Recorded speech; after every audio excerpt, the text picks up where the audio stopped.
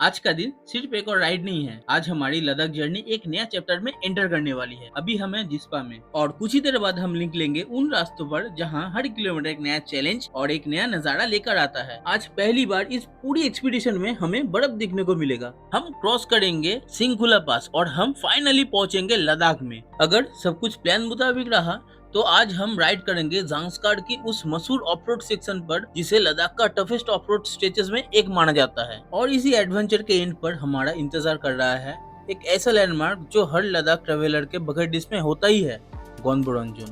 तो बाइक तैयार है, बैग्स लॉक हो चुका है और एक्साइटमेंट हमारा पीक में है। चलिए शुरू करते हैं जिस्पा से गोनबोरंगजुन तक का वो सफर जो शायद इस पूरी लद्दाख सीरीज का सबसे यादगार एपिसोड होने वाला है। Hey guys, welcome back to yet another fresh view vlog। तो कल आपको देखने को मिला था यहाँ का व्यू जिस्पा का, और हम लोग ये कैंप पे अभी रुके थे और यहाँ पे अच्छे से नींद हुआ, खाना वाना वगैरह खाए, एंजॉय किए और आज निकलेंगे गोनबोरंगजुन की ओर। और फिलहाल यहाँ से 61 किलोमीटर दूर है गोनबोरंगजुन। और ये प्यारा सा व्यू के साथ आप सभी को गुड मॉर्निंग। और बाइक लगेज लोड हो चुका है, मैं अभी सेमी गियर अप हो चुका हूँ, बस जैकेट पहनूंगा, उसके बाद निकलते हैं। अभी टाइम हुआ है 10:44 और अभी हम लोग जिस्पा से राइड स्टार्ट कर रहे हैं जांस्कार की ओर। हर महादेव। तो गाइस यहाँ पे हम लोगों का पर हेड 1,500 रुपया करके लगा और टोटल 3,000 विथ फूड, मतलब डिनर एंड ब्रेकफास्ट। और बाकी जो खाओगे और बॉनफायर करोगे उसका अलग अलग रेट है, तो वो सब हम लोग उतना खर्चे में नहीं गए हैं। तो यहाँ पे अगर कैंप साइट पे रहोगे तो मिनिमम 3,000 रुपया पकड़ के ही चलना पड़ेगा सीज़न के टाइम में। ऑफ सीजन के टाइम में शायद 2,000 भी हो सकता है, 2,500 भी हो सकता है। लेकिन अभी हम लोग बहुत जगह घूम के देखे थे, लेकिन सब जगह पे 3,000 3,200 ऐसा ही बोल रहा था। तो जहाँ पे 3,000 बोला हम लोग वहीं पे रुक गए थे। 10 से 15 किलोमीटर जाना होगा, वहाँ से लेना होगा लेफ़्ट, क्योंकि दारचा से लेंगे लेफ़्ट, सीधा चला जाएगा ले, हम लोग जांस्कार होते हुए ले जाएंगे। मतलब हमको सीधा नहीं जाना है, हमको घूम के पकड़ना है। अभी हम लोग थे 10,800 फीट ऊपर, मतलब ऑल्टीट्यूड में। और अभी आज हम लोग ज़्यादा ऑल्टीट्यूड गेन करेंगे, तो इसलिए यहाँ पे रुकना ज़रूरी है, बॉडी एक्लेमेटाइज हो जाता है। और आज हम लोग जाएंगे 11,900 फीट। जिस्पा को पीछे छोड़ते ही सफर का असली एहसास शुरू हो गया। सुबह की ठंडी हवा, सामने अनंत तक जाती हुई सड़कें और चारों तरफ हिमालय की खामोशी। कभी स्मूथ रोड, कभी रफ पैचेस, लेकिन हर किलोमीटर हमें लद्दाख के और करीब ले जा रहा था। ऑल्टीट्यूड धीरे धीरे बढ़ रहा था, हवा और ठंडी हो रही थी और दिल में बस एक ही एक्साइटमेंट थी, आज पहली बार इस जर्नी में हमें बर्फ देखने को मिलेगी। लेकिन उससे पहले हमें पार करना था उन रास्तों को जो सिर्फ खूबसूरत नहीं बल्कि हार्ड राइडर का स्किल्स की भी परीक्षा लेती है। और जैसे जैसे हम सिंगुला की तरफ बढ़ रहे थे, हर मोड़ के साथ हिमालय हमें एक नया सरप्राइज देने की तैयारी कर रहा था। चेक पोस्ट आ चुका है, वहाँ पे सब गाड़ी का चेकिंग होगा, उसके बाद हम लोग आगे इंटर कर पाएंगे। सो गाइस, अभी हम लोग है दारचा में और अभी टाइम हुआ है 11 बजे और हम लोगों को शायद आगे तो जांस्कार, समडो 17 किलोमीटर्स, पादुम 143 किलोमीटर्स, मतलब इसी रास्ते से हम लोगों को जाना होगा।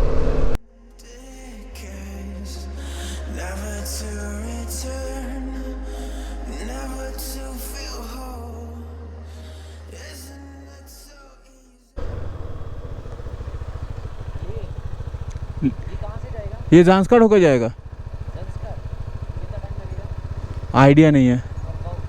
वो साइड से शायद जल्दी होगा, फिर भी गूगल मान लो। हम तो जांस्कार जा रहे हैं, इसी साइड से जा रहे हैं, इसी साइड से भी लद्दाख जा सकते हैं। हाँ, थोड़ा घूम के जाएगा।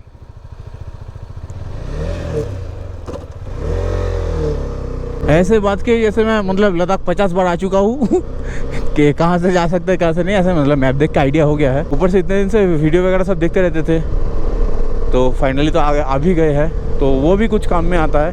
ये ऐसा जैसे हम लोग जैसे वीडियो कर रहे हैं, आप लोग ऐसे देख रहे हो तो आप लोगों को भी नॉलेज में आ जाएगा कि हाँ ये रास्ता ऐसा है, यहाँ से जा सकते हो, यहाँ से ऐसा रास्ता मिलेगा, यहाँ पे ये हो सकता है, यहाँ पे ये नहीं हो सकता है। फिर भी कुछ अलग एक्सपीरियंस होगा जब खुद आओगे, लेकिन आइडिया मिल जाता है, एक लमसम आइडिया मिल जाता है। और ऑफ रोड स्टार्ट हो चुका है,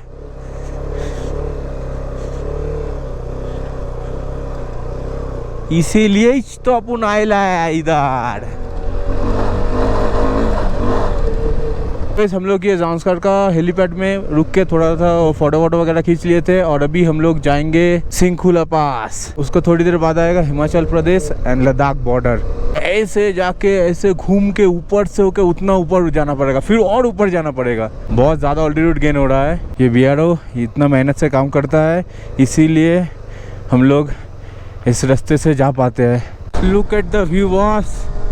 बर्फ़ के और भी करीब हम लोग आते जा रहे हैं और फिलहाल एक स्कॉर्पियो N 4x4 सबको क्रॉस करके आ रहा था, लेकिन मेरा तो वही है ना बाबा ना ADV ना मुन्ना ना। ये रहा आइस। टर्निंग में खड़ा होना सही नहीं रहेगा। ये देखो अब आइस वॉल पूरा। और फिर वो पल आ ही गया जिसका हम पूरी जर्नी में इंतजार कर रहे थे। दूर पहाड़ों की चोटियों पर चमकती हुई सफेद बर्फ, और जैसे जैसे हम आगे बढ़ रहे थे वो नज़ारा और भी करीब आता गया। इतने दिनों की प्लानिंग, इतने सारे किलोमीटर का राइड और आखिरकार हिमालय ने अपनी पहली बर्फ का झलक दिखा ही दिया। उस ठंडी हवा में एक अलग ही सुकून था। हेलमेट के अंदर चेहरे पर मुस्कान थी और दिल में सिर्फ एक ही एहसास था, अब सच में लग रहा था कि हम लद्दाख पहुंच रहे थे। लेकिन ये तो सिर्फ शुरुआत थी। आगे हमारा इंतजार कर रहा था और भी ज्यादा एडवेंचर, और भी ज्यादा टफ रोड, और वो सफर जो जिंदगी भर याद रहने वाला था। अभी इतना बर्फ है तो सोचो विंटर के टाइम कितना ज़्यादा बर्फ होगा। जब मैं घर से निकल रहा था हम लोगों को वहाँ पे तो मतलब जी फाड़ गर्मी है, तो वहाँ पे मम्मी पापा बोल रहा था कि नहीं मत निकलो, इतना गर्मी में मत निकलो, लेकिन उन लोगों को कौन समझाए। अगर यहाँ पे अगर विंटर में आए तो आ नहीं पाएंगे। यहाँ पे गर्मी में ऐसा माहौल है। बाकी हर हर महादेव बहुत अच्छा लग रहा है, सच में बहुत सुकून सा मिल रहा है। इतना पूरा ग्लेशियर वाला पहाड़ और खुद का बाइक, ऐसे ज़ांस्कर में अभी हम लोग राइड कर रहे हैं। सच में हर हर महादेव। ये कितने जनों का सपना होगा। एक टाइम मेरा भी सपना था और आज मैं ये पूरा करने वाला हूँ। अभी यहाँ से ऑफरोडिंग चालू है क्योंकि यहाँ पे सब ग्लेशियर वाला बर्फ़ है, तो वो सब कुछ अभी मेल्ट हो रहा है। इसी वजह से रास्ता भी प्रॉब्लम हो रहा है। देखो 4 व्हीलर आगे पीछे हो रहा है। 4x4 एंगेज किया, शायद वो वाला स्विफ्ट नहीं जा पाया अभी। ये 4x4 एंगेज करने के बाद गया है।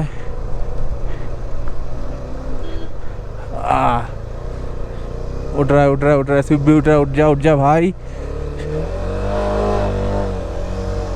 नहीं उठ पा रहा।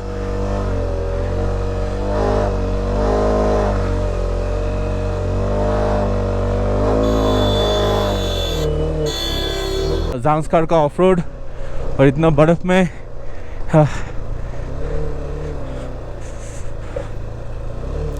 फर्स्ट टाइम लद्दाख जाएंगे तो ऐसा एक्सपीरियंस मुझे चाहिए था और मुझे ये मिल भी गया।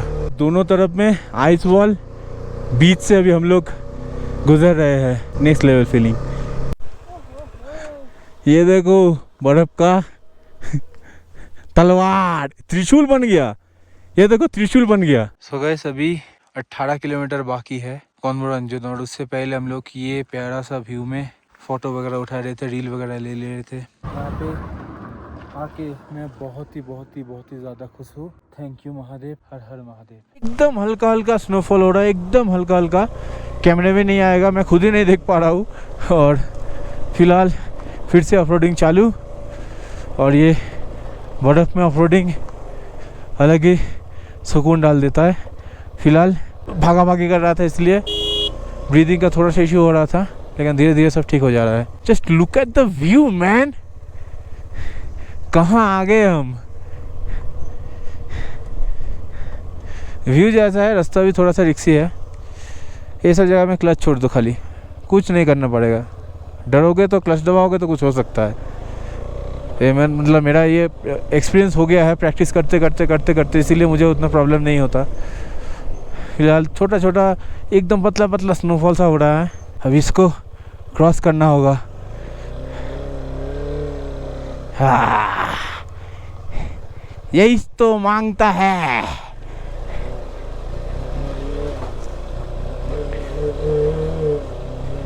पूरा चक्का पूरा स्कीड मार रहा है इधर उधर, पूरा मिट्टी वाला रास्ता है। और ये ऑफरोडिंग अभी तो बहुत लंबा चल रहा है। मैं सोचा था कि थोड़ा सा ही है, लेकिन नहीं बॉस, चल रहा है अभी लंबा।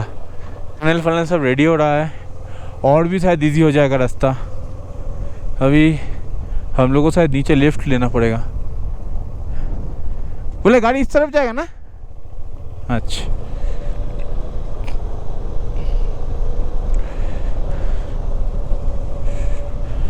फिलहाल का अपडेट ये है, पादम 95 किलोमीटर्स, ले 281 किलोमीटर्स। मेरा जितना रेंज है मैं आराम से पहुंच जाऊँगा ले, अगर फिर ना भी डलवाओ तो। तभी हम लोग गोंदवाना में आ गए हैं। घर से ये जो चक्का निकला था घूमते घूमते हुए, फाइनली लद्दाख पहुंच गया। और आखिरकार हम पहुंच गए माइटी गोनबोरोंजोन। ज़ांस्कार की इस खामोश वैली के बीच अकेला खड़ा ये पहाड़ एक लैंडमार्क ही नहीं बल्कि इस पूरी रीजन का पहचान है। लगभग 18,044 फीट की ऊंचाई पर माइटी गोनबोरोंजोन को बहुत से लोग एक सेक्रेड माउंट भी मानते हैं। यहाँ खड़े होकर बस एक ही एहसास हो रहा था, कुछ सफर सिर्फ मंजिल तक पहुँचने के लिए नहीं होते बल्कि जिंदगी भर याद रह जाने वाली यादें बनने के लिए होते हैं। और इसी याद के साथ हम खत्म करते हैं हमारा आज का सफर। मिलते हैं अगले एपिसोड में एक और नए रास्ते और नए एडवेंचर के साथ।